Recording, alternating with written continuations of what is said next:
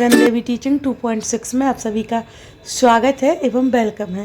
तो इस चैनल में जैसा कि आप सभी को पता ही है कि सभी प्रीवियस ईयर के पेपर चल रहे हैं, जो कि 2011 से 2024 तक सभी कंप्लीट करवाए जाएंगे और आप सभी को पहले भी करवा दिए गए हैं।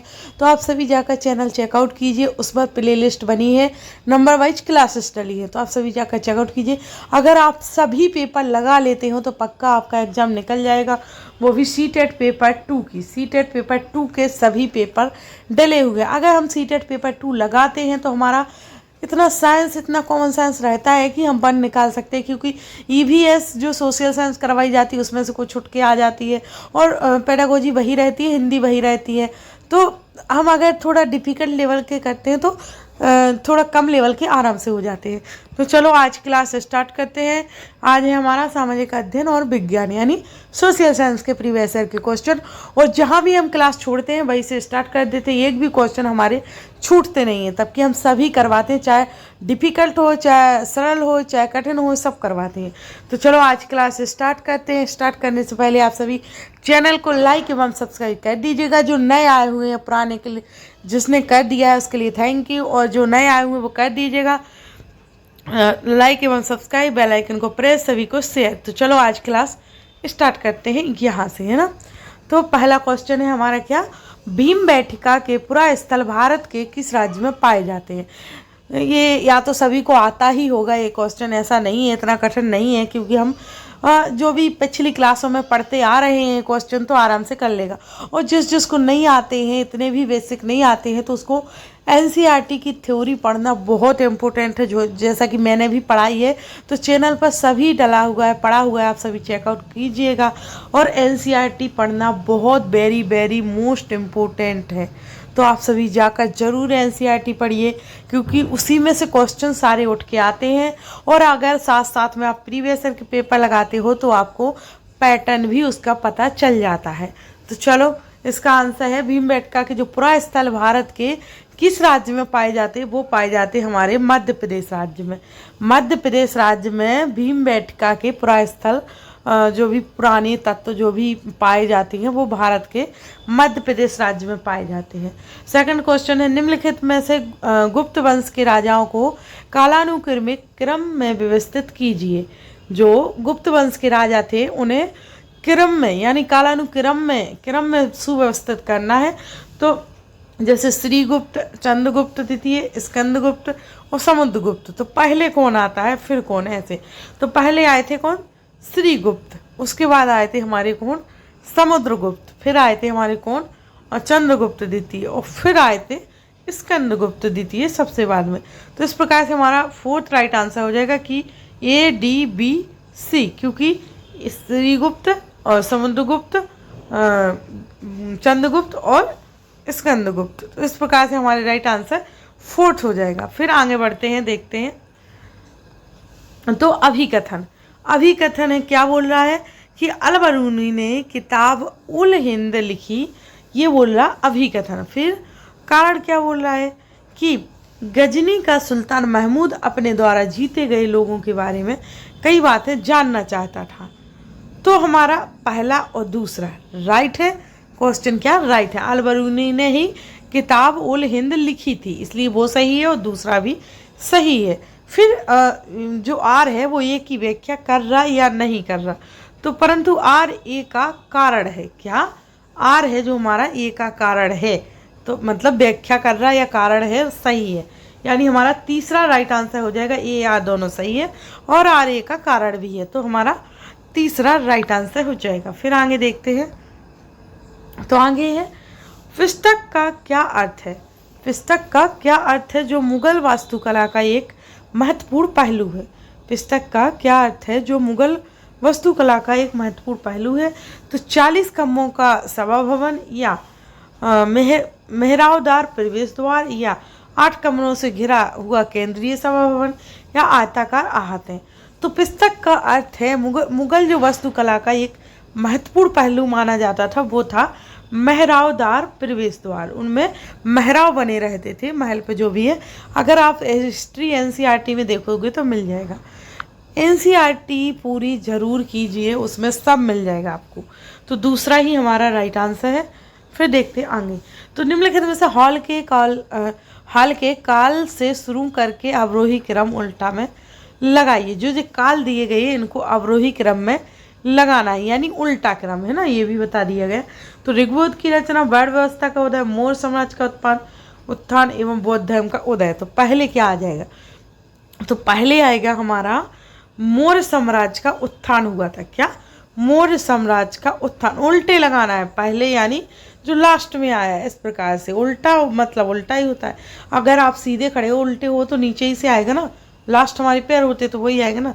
तो मौर्य साम्राज्य का उत्थान आएगा पहले, फिर आएगा बौद्ध धर्म का उदय, फिर आएगा वर्ण व्यवस्था का उदय, फिर आएगा ऋग्वेद की रचना। जो कि आप सभी को पता है ऋग्वेद की रचना पहले आना चाहिए, पहले यही आई थी, लेकिन उल्टा लगाना हमें क्रम, इसलिए हमारा आ जाएगा क्या? पहले आएगा मौर्य साम्राज्य, फिर पहले मौर्य, फिर दूसरा है बौद्ध धर्म, फिर तीसरा है वर्ण व्यवस्था का उदय, चौथा है हमारा ऋग्वेद। तो इस प्रकार से फोर्थ हमारा राइट आंसर हो जाएगा CDBA, इसमें सभी मिल रहे हैं। तो फोर्थ हमारा राइट आंसर है। फिर है आगे। तो कथन पढ़ेंगे, फिर हम कथन ए कथन बी पढ़ेंगे, फिर आंसर देंगे।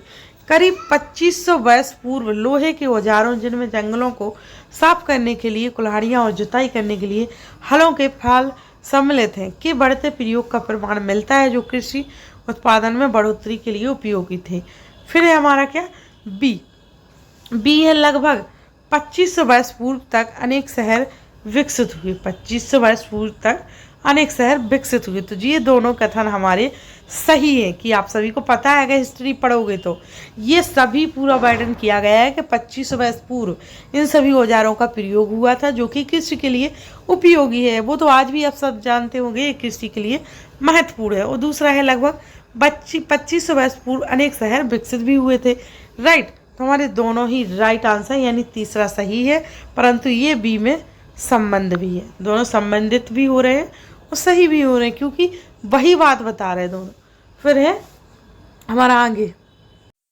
तो यहाँ पर है हमारा चोल शासन में भूमि के प्रकार का सही विकल्प के साथ मिलान करना। चोल शासन था, चोल शासन में भूमि के प्रकार किस प्रकार थे? तो सूची 1 सूची 2। बेमल्लन बगाई किससे मेल खाता है? बेमल्लन बगाई खाता है हमारा गैर ब्राह्मण किसान स्वामी की भूमि, इससे ये हमारा इससे संबंध खाता, मेल खाता है ना।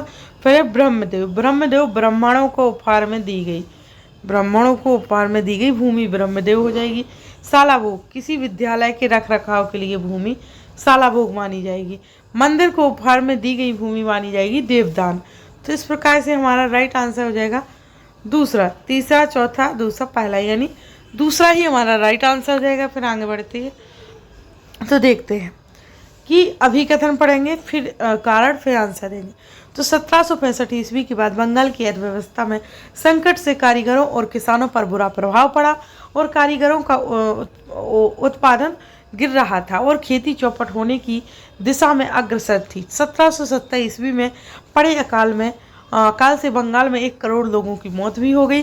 फिर हमारा कारण क्या बोलता है कि बंगाल की दीवानी मिलने के बाद ईस्ट इंडिया कंपनी की कोशिश यही थी कि वह अधिक से अधिक राजस्व प्राप्त करे और कम से कम कीमत पर बढ़िया सूती और रेशमी कपड़े खरीदे। बंगाल में वसूले गए राजस्व का उपयोग निर्यात के लिए चीज़ों को खरीदने में किया था।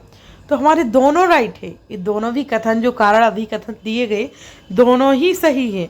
और आर है जो कि ए की व्याख्या भी कर रहा है, इसलिए हमारा फर्स्ट ही राइट आंसर हो जाएगा। क्या? फर्स्ट ही राइट आंसर हो जाएगा।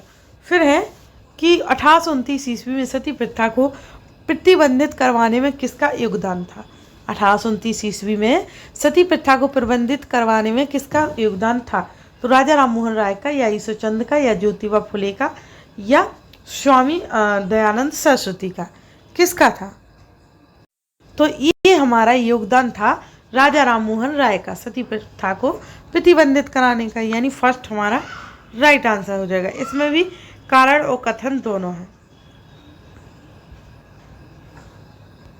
फिर अभी कथन 1927 से 1935 के बीच अम्बेडकर ने मंदिर में प्रवेश के लिए 3 आंदोलन चलाए। फिर इसमें यानी कार्ड बोलता है अम्बेडकर का मुख्य लक्ष्य सब लोगों को अंग्रेजी शासन की शक्ति दिखाना था। ये गलत है। आप सभी जानते हो अम्बेडकर ये नहीं चाहेंगे कि मुख्य लक्ष्य उनका ये नहीं होगा कि अंग्रेजी शासन की वो शक्ति दिखाएं। क्यों दिखाएं? अपने ही शासन को तो दिखाना बहुत बड़ी बात है। तो पहला राइट है, दूसरा गलत है। तो हमारा राइट आंसर हो जाएगा क्या? तीसरा। ये सही है परंतु आर गलत है। फिर है हमारा कि सुधार आंदोलन उनके नेताओं के साथ सही मिलान करना है। सुधार आंदोलन किसने किया, कौन से नेता ने किया? तो देखते हैं, इनको मिलाते हैं सही। तो हमारा पहला है मटुआ पंथ। क्या है? मटुआ पंथ। तो ये आंदोलन हरिदास ठाकुर का है। किसका? हरिदास ठाकुर का मटुआ पंथ है। फिर है सत्य शोधक समाज ज्योतिबा फुले ने, सत्य शोधक समाज था ज्योतिबा फुले का। फिर है आर्य समाज था स्वामी दयानंद सरस्वती का। आर्य समाज किसका? स्वामी दयानंद सरस्वती का। फिर है ब्रह्म समाज जो राजा राम मोहन राय का था। इस प्रकार से हमारा क्या मिलता है? आंसर राइट हो जाएगा 4, 3, 1, 4 और 2। इस प्रकार से हमारा 4 ही राइट आंसर हो जाएगा। फिर हम कथन और राष्ट्रवाद के उदय के बारे में दिए गए कथनों को पढ़ना है और सही विकल्प चुनना है, वो भी राष्ट्रवाद के उदय के बारे में। तो 1885 ईस्वी में भारतीय राष्ट्रीय कांग्रेस की स्थापना हुई। 1885 ईस्वी में भारतीय राष्ट्रीय कांग्रेस की स्थापना हुई। कथन है अधिकांश शुरुआती राष्ट्रवादी नेता ग्रामीण और अशिक्षित पृष्ठभूमि में से थे। तो राइट आंसर हमारा फर्स्ट हो जाएगा, ना कि सेकंड, यानी बी कथन गलत है, ये कथन सही है। तो हमारा ये राइट आंसर होगा कि ये सही है किंतु बी गलत है। फिर से कथन आ गया। तो बहुत अभिकथन कारण ये बहुत क्वेश्चन आते हैं क्योंकि इसमें से हम कंफ्यूज होते हैं। इसलिए अगर हम एनसीईआरटी थ्योरी अच्छे से पढ़ लें तो इनमें हम कंफ्यूज नहीं होंगे, आराम से आंसर लगा लेंगे। तो अभिकथन है अंग्रेजों ने सेना में भारतीय सिपाहियों का अनुपात कम करने और यूरोपीय सिपाहियों की संख्या बढ़ाने का निर्णय किया। और कारण है मई 1897 में ईस्ट इंडिया कंपनी के सिपाहियों ने कई जगह बगावत की और समाज के विभिन्न तबकों के लोग विद्रोही तेवरों के साथ उठ खड़े हुए। तो हमारा ए और आर दोनों सही है और आर ए की व्याख्या भी कर रहा है, यानी कारण भी बता रहा। तो तीसरा हमारा राइट आंसर हो जाएगा कि ये दोनों सही है परंतु आर ए की कारण भी है। फिर से आ गए, यही क्वेश्चन दोहराए जा रहे। तो प्रधानमंत्री जवाहरलाल नेहरू और उप प्रधानमंत्री वल्लभ भाई पटेल दोनों ही भाषा के आधार पर राज्यों के गठन की नीति के विरोधी थे। और फिर है, तो आप सभी को पता है जैसा कि राजनीति के फर्स्ट या सेकंड पहले ही चैप्टरों में दिया गया है क्वेश्चन आंसर। तो फिर कारण है राज्य पुनर्गठन आयोग में वर्ष 1965 में सुझाव दिया कि असमिया, बंगला, उड़िया, तमिल, मलयालम, कन्नड़ और तेलुगु भाषियों के लिए अलग अलग प्रांतों का गठन करने के उद्देश्य से जिलों और प्रांतों की सीमा को पुनः तय किया जाए। तो हमारा ये भी सही है, ए और आर सही है परंतु आर ए की व्याख्या करता हुआ नहीं दिखाई दे रहा। तो इसलिए दूसरा राइट हो जाएगा, ए आर दोनों सही है परंतु आर ए की व्याख्या नहीं करता है। फिर है आसमान में विभिन्न खगोलीय पिंडों के विषय में दिए गए कथनों में से कथन सही है वो देखना है। आसमान में जो खगोलीय पिंड है उनके विषय में देखना है। तो हम रात में आकाश में असंख्य टिमटिमाते तारों की गर्मी और प्रकाश अनुभव नहीं करते क्योंकि वे बहुत दूर हैं। और आशा मेजर नक्षत्र मंडल 7 तारों का समूह है जिसे सप्त ऋषि भी कहा जाता है। फिर ध्रुव तारा अपना स्थान बदलता रहता है। चंद्रमा अलग अलग समय पर अलग अलग आकार में विभिन्न अवस्थी में दिखता है। तो हमारे राइट हो जाएंगे कौन सा, ए, बी, डी, ना कि सी गलत है। तो हमारा पहला ही राइट आंसर हो जाएगा, है ना, सी गलत है। तो फिर है ग्लोब के विषय में हमें सही कथन देखना है। तो ग्लोब पृथ्वी का सही मॉडल यानी छोटा प्रतिरूप है। ग्लोब आकार और प्रकार में भिन्न हो सकता है। ग्लोब पर देश, महाद्वीप और महासागर उनके सही आकार में दिखाए जाते हैं। यह स्थिर और ना घूमने वाला है। तो ग्लोब क्या क्या है ये देखो, ग्लोब ए, बी, सी तीनों है, ना कि डी है। स्थिर और ना घूमने वाला तो हो ही नहीं सकता ग्लोब। आप सभी जानते हो कि ग्लोब ये एक ऐसी चीज़ है जो घूमता रहता है, ना कि वो स्थिर रहता है। तो हमारा ए, बी, सी यानी फर्स्ट राइट आंसर हो जाएगा। फिर है निम्न विशेषताओं से पृथ्वी के ताप कटिबंध की पहचान कीजिए। निम्न विशेषताओं से पृथ्वी के ताप और कटिबंध की पहचान करना है। तो दोपहर का सूर्य कभी भी सिर के ऊपर नहीं होता है। और फिर है इन क्षेत्रों का तापमान माध्यम होता है। ये उत्तरी गोलार्ध में कर्क रेखा और उत्तर ध्रुव वृत्त तथा दक्षिणी गोलार्ध में मकर रेखा और दक्षिण ध्रुव वृत्त के बीच वाले क्षेत्र हैं। तो क्या कहलाएंगे ये तीनों में सूखे? शीत कटिबंध या शीतोष्ण कटिबंध, उष्ण कटिबंध, उत्तर एवं दक्षिण ध्रुव। तो ये कहलाएंगे शीतोष्ण कटिबंध। क्या कहलाएंगे? शीतोष्ण कटिबंध, यानी दूसरा ही राइट आंसर हो जाएगा। फिर है भारत ग्रीनविच के पूर्व में 82 डिग्री 30 पूर्व पर स्थित है और भारत का मानक समय क्या होगा यदि ग्रीनविच मीन समय 1 बजे अपराह्न हो? तो हमारा राइट आंसर हो जाएगा इनका 6:30 अपराह्न, 6:30 अपराह्न होगा। इसको समझने के लिए भी एनसीईआरटी में अच्छे से समझाया गया कि क्या होगा तो क्या होगा, अच्छे से समझाया गया। तो दूसरा ही हमारा राइट आंसर है। इसको समझने की आवश्यकता है, जिसको नहीं आता और जिसको आता है भी आराम से क्वेश्चन के आंसर लगा रहे होंगे। तो पहला फिर है किस प्रकार के वन में नर्म काष्ठ वाले वृक्ष जैसे चीड़, देवदार आदि उगते पैदा होते हैं? तो देखते हैं, शीतोष्ण पर्णपाती वन या शीतोष्ण सदाबहार वन या शंकुधारी वन या उष्णकटिबंधीय पर्णपाती वन। तो राइट आंसर हो जाएगा शंकुधारी वन। शंकुधारी वन में जैसे चीड़, देवदार आदि उगते पैदा होते हैं वृक्ष। कहाँ? शंकुधारी वन में। तो राइट आंसर हो जाएगा हमारा क्या? तीसरा। फिर है आगे, तो अभिकथन और कार्ड देखेंगे, फिर आंसर बताएंगे। तो स्थल की ऊंचाई एवं वनस्पति की विशेषता एक दूसरे से संबंधित है या फिर कारण है? वनस्पति की वृद्धि ढाल एवं मिट्टी की परत की मोटाई पर निर्भर करती है। तो आंसर बताने से पहले आप सभी को कह देती हूँ, लास्ट क्वेश्चन है। यहाँ पर कम क्वेश्चनों की वीडियो आ रही हो। अगर ज़्यादा क्वेश्चनों की वीडियो देखने हैं तो इसी चैनल पर पहले प्लेलिस्ट बनी रही हुई है सोशल साइंस की, तो आप सभी जाकर वहाँ चेकआउट कीजिए। बहुत बड़ी बड़ी क्वेश्चन की वीडियो है, लंबी लंबी। तो आप लॉन्ग वीडियो वो जाकर देख सकते हो। अगर शॉर्ट देखना है तो यही देखोगे। ज़्यादा शॉर्ट नहीं है, यानी कम क्वेश्चन की है, वो डबल की है, ये एकल की है। इसलिए आपको जो देखना है वो आप प्ले लिस्ट में जाइए और अपनी नंबर वाइज क्लासेस चेकआउट कीजिए और देखिए। और आपको इस क्वेश्चन के आंसर जानने से पहले आप सभी जिसने लाइक सब्सक्राइब नहीं किया है प्लीज़ कर दीजिएगा चैनल को लाइक सब्सक्राइब और बेल आइकन को प्रेस और सभी को शेयर, जिससे सभी की हेल्प हो सके। अगर हम सभी की करेंगे तो हमारी भी हेल्प होगी, हमारा भी मन बढ़ेगा, हम देखेंगे, वो भी पढ़ेंगे, हम भी पढ़ेंगे। क्योंकि हमें लगता है कि हम उसको शेयर कर देंगे तो हमारा लॉस हो जाएगा, एक कॉम्पिटिटिव और बढ़ जाएगा। ऐसा कुछ नहीं है। हम अगर आज सिद्धत से पढ़ रहे हैं तो हमारा एग्जाम जरूर निकलेगा। तो इसका आंसर राइट हो जाएगा कौन सा? दूसरा, कि ये याद दोनों सही है परंतु आर्य की व्याख्या नहीं कर रहा है। तो हमारा दूसरा ही राइट आंसर है। तो हम अपनी क्लास यही समाप्त करते हैं। Thanks to for watching video.